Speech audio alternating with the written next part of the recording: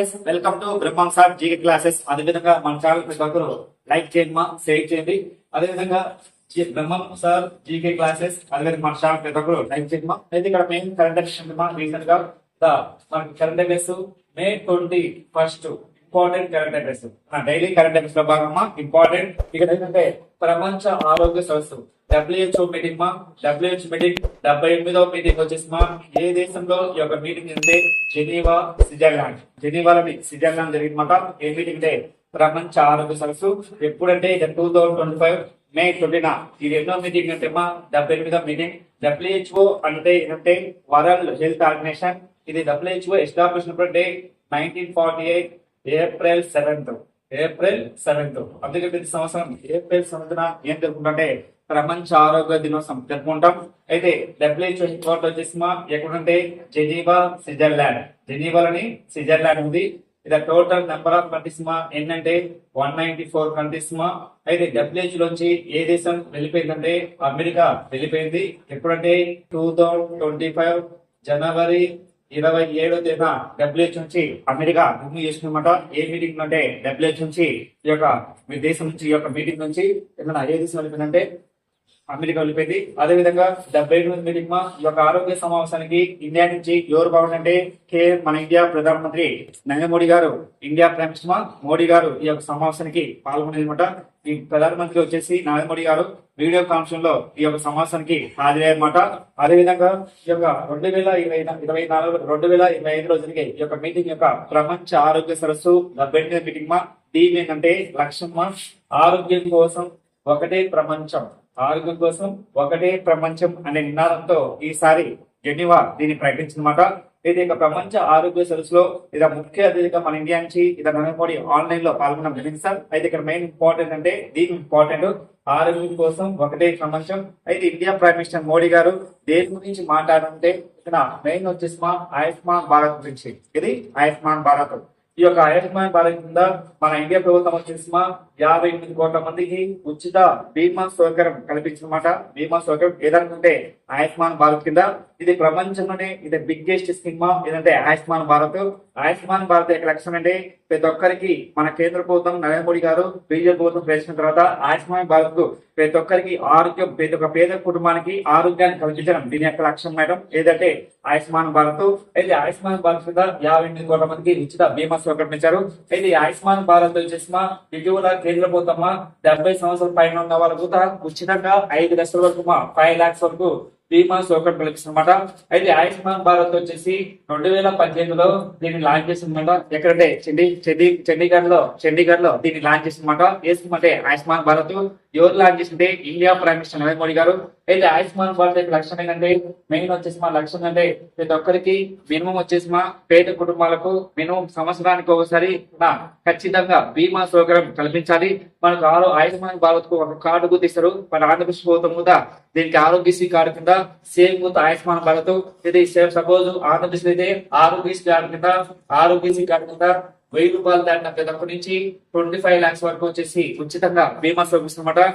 ఇది ఇక్కడ మెయిన్ వచ్చేసి ఎన్టీఆర్ ఆరోగ్యశ్రీ కింద దాదాపు వచ్చేసి 3,000 చిల్లర వరకు ఉచితంగా వైద్య సేవలు గవర్నమెంట్ అందించనమాట. ప్రముఖ హాస్పిటల్, ప్రైవేట్ హాస్పిటల్లో ప్రముఖ హాస్పిటల్ కానీ ఆంధ్రప్రదేశ్, తెలంగాణ, కర్ణాటక, తమిళనాడు ఎక్కడైనా ఆరోగ్యశ్రీ వర్తిస్తుందన్నమాట. అదేవిధంగా ఈ ఆయుష్మాన్ భారత్ వచ్చి ఇండియా మొత్తం వర్తిస్తుంది. ఈ యొక్క స్కీమ్ చాలా ఇంపార్టెంట్. ఆయుష్మాన్ భారత్ వచ్చేసి బ్రాండ్ నంబర్స్ వచ్చేసి స్కూల్ టీచర్స్. అదేవిధంగా ఈ ఆయుష్మాన్ భారత్ వెరీ ఇంపార్టెంట్. అదేవిధంగా ఆంధ్రప్రదేశ్ రాష్ట్ర ఎస్సీ కమిషన్ చైర్మన్ గా ఎవరెక్కారు? ఆంధ్రప్రదేశ్ రాష్ట్ర ఎస్సీ కమిషన్ చైర్మన్ గా ఎవరెక్కంటే టిఎస్ జవహర్ లాల్ గారు ఎన్నికన్నమాట. ఈయన 2025 May 20 ఎన్నుకోవడం జరిగిందన్నమాట. రాష్ట్ర ఎస్సీ కమిషన్ చైర్మన్ గా ఎవరంటే టిఎస్ జవహర్ గారు ఎన్నుకోన్నమాట. అయితే రాష్ట్ర ఎస్సీ కమిషన్ ఎస్టాబ్లిష్ 1993లో ఎస్టాబ్లిష్ చేశారు. కానీ స్టార్ట్ చేసి మాత్రం 1994 లో దీన్ని పాటించలేదన్నమాట. ఈ యొక్క రాష్ట్ర ఎస్సీ కమిషన్ చైర్మన్ వచ్చేసి ఎవరు నియమిస్తుంటే రాష్ట్ర ప్రభుత్వ సలహా మేరకు రాష్ట్ర గవర్నర్ నియమించనమాట. తొలగించగలుగుతారంటే రాష్ట్ర ప్రభుత్వం సలహా మేరకు రాష్ట్ర గవర్నర్ తొలగించనమాట. ఇది ఎస్సీ కమిషన్ అనేది ఒక రాజ్యాంగబద్ధ సంస్థ. ఒక రాజ్యాంగబద్ధ సంస్థ. సెంట్రల్ వచ్చేసి మా ఎస్సీ కమిషన్ ఉంటుంది, ఎస్టీ కమిషన్ ఉంటుంది. రాష్ట్ర ప్రభుత్వ ఎస్సీ కమిషన్, ఎస్టీ కమిషన్ ఉంటుంది. అయితే భారతదేశంలో SC commission article 330 ST commission వచ్చేసి 330 ఏ ఆర్టికల్ ప్రకారం ఎస్సీ కమిషన్ తెలియజేమాట. ఎస్టీ కమిషన్ మా 338 సబ్ చాప్టర్ ఏ ప్రకారం, ఎస్సీ కమిషన్ వచ్చేసి 338 ఆర్టికల్ ప్రకారం దీన్ని ఎస్సీ కమిషన్ ఏర్పరచారన్నమాట. అదేవిధంగా ఇక్కడ మనకి ఇంపార్టెంట్ అంటే ఐబీ అంటే intelligence bureau. Intelligence bureau chief గా ఎవరైతే ప్రముఖ పర్సన్ అంటే తపన్ కుమార్ డేకర్. ఇక పదవీ కాలం వచ్చేసి కేంద్ర ప్రభుత్వం 1 year పొడిగించింది. ఏంటంటే ఐబీ అంటే intelligence bureau. Already intelligence bureau వచ్చేసి ఈయన పదవీ కాలం వచ్చేసి ఇప్పటి వరకు 4 times పెంచారు. అయితే ఈ పదవీ కాలం 2026 జూన్ 30 వరకు ఉంటాడు. ఈయన ఐపీఎస్ అధికారి. ఏ రాష్ట్రం అంటే హిమాచల్ ప్రదేశ్ రాష్ట్రానికి. ఏ సంవత్సరం అంటే 1988 బ్యాచ్ మా. అదే విధంగా వచ్చేసి ఈయన మొట్టమొదటిగా న్యూఢిల్లీలోనే మెయిన్ వచ్చేసి ఐబీ అంటే ఐబీ హెడ్ క్వార్టర్ వచ్చేసి ఐబీ హెడ్ క్వార్టర్ ఎక్కడంటే ఢిల్లీలో ఉంది. ఐబీ ఎక్కువ ఎస్టాబ్లిష్ అంటే 1887 డిసెంబర్ 23 ఇది అపాయింట్మెంట్ చేశారు అనమాట ఈ సంస్థ. ఐపీ అంటే ఇంటర్నెట్ బ్యూరో. ఇంటర్నెట్ బ్యూరో వచ్చేసి ఎస్టాబ్లిష్ అంటే డిసెంబర్ 23 1887. హెడ్ క్వార్టర్ వచ్చేసి ఢిల్లీ. అయితే దీని యొక్క నినాదం వచ్చేసి ఐబీ యొక్క నినాదం ఏంటంటే ఇంటర్నెట్ బ్యూరో యొక్క నినాదం ఏంటంటే ఎల్లప్పుడూ వచ్చేసి యాక్టివ్ గా ఉండాలని మెయిన్ యొక్క లక్ష్యం అన్నమాట. అదేవిధంగా ఐబీ వచ్చేసి ఏంటంటే చీఫ్ గా ఎవరికంటే తపన్ కుమార్ డేకర్ ఇచ్చాడు. ఈయన వరుసగా ఎన్నిసార్లు అంటే 4 times వరుసగా టైం పెంచడం జరిగింది సార్ ఐబీ ఇంటర్నెట్ బ్యూరో. అదేవిధంగా మనకు మెయిన్ ఇంపార్టెంట్ అంటే May 21 వచ్చేసి ఉగ్రవాదుల వ్యతిరేక దినోత్సవం. ఎవరి యొక్క వర్ధంతి అంటే రాజీవ్ గాంధీ యొక్క వర్ధంతి రోజు. ఆ రోజు ఏంటంటే May 21 వచ్చేసి ఉగ్రవాదుల వ్యతిరేక దినోత్సవం చెప్పుకుంటాం. National anti terrorism day, national anti terrorism day చెప్పుకుంటాం. అదేవిధంగా ఈ యొక్క రాజీవ్ గాంధీ చాలా ఫేమస్ మన ఇండియాలోని అతి చిన్న వయసులోనే ప్రధానమంత్రి అయిన వ్యక్తి. మన దేశానికి 6వ ప్రధానమంత్రిగా ఎన్నుకోనమాట. ఈయన వచ్చేసి ఈయన ఉగ్రవాదుల వ్యతిరేక దినోత్సవం ఎందుకు జరుపుకుంటుంటే 1991లో May 21న తమిళనాడులో ఎలక్షన్ల ప్రచారం చేస్తుంటే ఇతని మీద ఉగ్రవాద దాడి జరిగినమాట. తమిళనాడు అంటే మన తమిళనాడు వచ్చేసి కరకుంగుళ్ళలోని ఈ యొక్క దాడి జరిగినమాట. ఇప్పుడంటే 1991 May 21 తమిళనాడులోని ఎలక్షన్ ప్రచారం చేస్తుంటే ఈయన చంపేయడం జరిగిందన్నమాట. ఎవరంటే నళిని అనే మహిళ వచ్చేసి ఈయన చంపేయడం అనమాట. ఎవరంటే రాజీవ్ గాంధీని. అదే విధంగా రాజీవ్ గాంధీ యొక్క మెయిన్ వచ్చేసి ఈయన పుట్టినరోజు ఎప్పుడంటే వెరీ ఇంపార్టెంట్ ఆగస్టు 20న జరుపుకుంటాం. ఎవరి రాజీవ్ గాంధీ బర్త్డే. కానీ వర్ధంతి రోజు మాత్రం May 31 వచ్చేసి May 21 ఉగ్రవాదుల వ్యతిరేక దినోత్సవం జరుపుకుంటాం. అదేవిధంగా ఇక్కడ మెయిన్ వచ్చేసి ఉగ్రవాదుల వ్యతిరేక దినోత్సవాన్ని May 21 జరుపుకుంటాం. అదేవిధంగా రీసెంట్ ఉదాహరణ యొక్క 10th వచ్చేసి May 21. అదేవిధంగా ఇతను వచ్చేసి మన దేశానికి 6వ ప్రధానమంత్రికి పనిచేశాడు. అతి చిన్న వయసులోనే కేవలం 43 సంవత్సరాలనే ప్రధానమంత్రి అయ్యాడు. అదేవిధంగా అప్పుడు లోక్సభ స్థానాలు వచ్చేసి 540 స్థానాల్లో 403 స్థానాలు గెలిచిన ఏకైక ప్రధానమంత్రి అంటే రాజీవ్ గాంధీ. అదేవిధంగా ఈ యొక్క రాజీవ్ గాంధీ వచ్చేసి మన ఓటు హక్కు వయసు 21 సంవత్సరాల నుంచి 18 సంవత్సరాలకు వయసు తగ్గించిన ప్రధానమంత్రి వచ్చేసి రాజీవ్ గాంధీ. ఎన్నో అమెండ్మెంట్ అంటే 61వ రాజ్యాంగ సవరణ ద్వారా 1988లో దీన్ని ఆమోదించింది. కానీ అమలు మాత్రం 1989 నుంచి అమలేశారు. ఇక్కడ మనకు వచ్చిందంటే వెరీ ఇంపార్టెంట్. రాజీవ్ గాంధీ ప్రధానమంత్రి ఉన్నప్పుడు ఒకప్పుడు ఓటింగ్ వయసు 21 సంవత్సరం నుంచి 18 సంవత్సరాలు తగ్గించిన ప్రధానమంత్రి రాజీవ్ గాంధీ. ఏ సంవత్సరం అంటే 1988లో. కానీ అమలు మాత్రం 98 నుంచి అమలేశారన్నమాట. అదే విధంగా ఇక్కడ రాజీవ్ గాంధీ వచ్చేసి ఒక చట్టాన్ని చేశారన్నమాట. ఏదంటే పార్టీ ఫిరాయింపు చట్టం. ఏ చట్టం అంటే పార్టీ ఫిరాయింపు చట్టం. పార్టీ ఫిరాయింపు చట్టం అంటే భారతదేశంలోని ఒక పార్టీ నుంచి మరో పార్టీకి జంపు కాకుండా పార్టీ ఫిరాయింపు చట్టం అమలేశారు. అయితే ఇండియాలో పార్టీ ఫిరాయింపు చట్టము భారత రాజ్యాంగంలో వచ్చేసి 1985 వచ్చేసి 52వ రాజ్యాంగ సవరణ ఈ యొక్క పార్టీ ఫిరాయింపు చట్టం అమలేసినమాట. పార్టీ ఫిరాయింపు చట్టం అమలేసిన మొట్టమొదటి రాష్ట్రం వచ్చేసి ఏ రాష్ట్రం అంటే జమ్మూ కాశ్మీర్.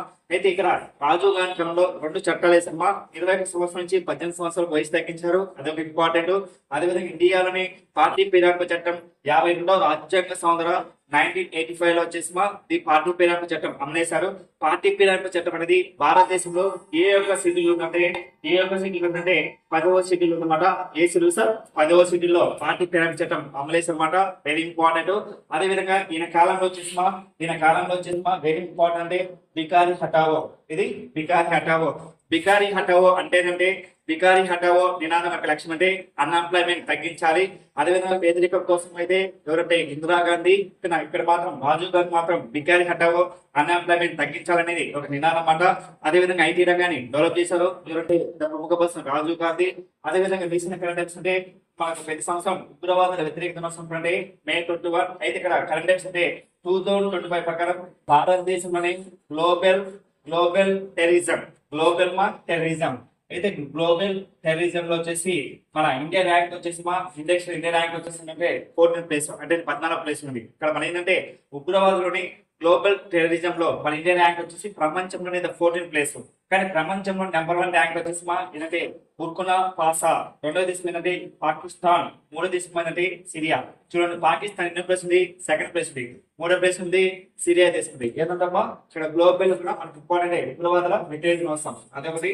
నెక్స్ట్ అదేవిధంగా రీసెంట్ గా వచ్చేసి ఉగ్రవాదుల సంవత్సరం ఏ సంవత్సరం అది? ఉగ్రవాద దాడి ప్లస్ సంవత్సరం ప్లస్ మరణాలు. ఉగ్రవాద దాడి ఫస్ట్ వచ్చేసి పార్లమెంట్ పై దాడి వచ్చేసి ఇప్పుడంటే 2001 లో జరిగింది. అయితే ఎంతమంది చనిపోయారంటే 9 మంది చనిపోయారు అనమాట. సెకండ్ వచ్చేసి ఏంటంటే ఢిల్లీ బాంబు కేసులో వచ్చేసి 2005 లో ఎంతమంది చనిపోయారంటే 70 మంది చనిపోయారు. మూడు వచ్చేసి అంటే ముంబై రైల్వే బాంబు దాడిలో వచ్చేసి 2006 లో మొత్తం ఎంతమంది అంటే 209 మంది చనిపోయారు. నెక్స్ట్ ఫోర్త్ వచ్చేసి అంటే ముంబై దాడి 26 నవంబర్ లో ముంబై దాడి 2008 లో జరిగింది. ఎంతమంది చనిపోయింది? 170 మంది చనిపోయారు. నెక్స్ట్ అదే విధంగా ఉరి ఉగ్రవాద దాడి వచ్చేసి 2016 లో ఎంతమంది చనిపోయింది? 23 మంది చనిపోయారు. అదే విధంగా పుల్వామా దాడి 2019 ఫిబ్రవరి 14th వచ్చేసి ఆ రోజు ఎంతమంది చనిపోయింది? 40 మెంబర్స్ చనిపోయారు. అదే విధంగా రీసెంట్ గా జమ్మూ కాశ్మీర్ లోని ఉగ్రవాద జరిగింది. మన రాష్ట్రం యొక్క మన దేశంలో ఉగ్రవాద దాడి ఎప్పుడంటే April 25 వచ్చేసి 2025 ఉగ్రవాద జరిగింది. ఎక్కడంటే పహల్గామ్ దాడిలో ఈ దాడిలో వచ్చేసి ఎంతమంది అంటే 20 మంది చనిపోవడం అనమాట. ఇట్లా మనకు ఆ రోజు ఉగ్రవాదుల వ్యతిరేక దినోత్సవం రోజు మొత్తం డేట్ అంటే మన ఇండియాలో 2000 నుంచి ఈ నెల 2025 వరకు ఈ యొక్క జమ్మూ కాశ్మీర్ దాడి దీంతో మొత్తం ఒక బిట్ వచ్చే ఛాన్స్ అనమాట. మనకి ఎగ్జామ్ లో 1 మార్క్ వచ్చే ఛాన్స్ అనమాట. రీసెంట్ గా మనకి ఎగ్జామ్ లో అడిగే ఛాన్స్ ఇక్కడ మనకి మెయిన్ వచ్చేసి ఎస్సీ కమిషన్ అనేది, అదేవిధంగా ప్రపంచ ఆరోగ్య సంస్థ సెక్రటరీ, అదేవిధంగా ఐబీ అంటే ఇంటర్నెట్ బ్యూరో ఎవరు ఎన్నికారు, అదేవిధంగా May 21 ఉగ్రవాదుల వ్యతిరేక కోసం ప్రపంచంలో ఉగ్రవాదులు ఇండియా ర్యాంక్ అంతా 14వ ప్లేస్ లో ఉండడం జరిగింది సార్. అదే విధంగా మన ఛానల్ కొత్తగా చూసేవాళ్ళమా ప్రతి ఒక్కరు మీ ఫ్రెండ్స్ కు షేర్ చేయండి, లైక్ చేయండి. ఖచ్చితంగా మీ ఫ్రెండ్స్ కు బాగా ఇంపార్టెంట్ మనకు వచ్చే ఎగ్జామ్ లో డిఎస్సి కానీ, అదే విధంగా నెక్స్ట్ కానిస్టేబుల్ మెయిన్స్ ఎగ్జామ్ కానీ, మనకు త్వరలో వచ్చేసి ఎన్టీపీసీ ఎగ్జామ్ కూడా జరుగుతుంది. అదే విధంగా మనకు కోర్టు ఎగ్జామ్ కూడా నెక్స్ట్ మంత్ కూడా మనకి ఎగ్జామ్ లో వచ్చే ఛాన్స్ అనమాట. ఇది మన ఛానల్ ప్రతి ఒక్కరు లైక్ చేయండి, షేర్ చేయండి సార్. Thank you.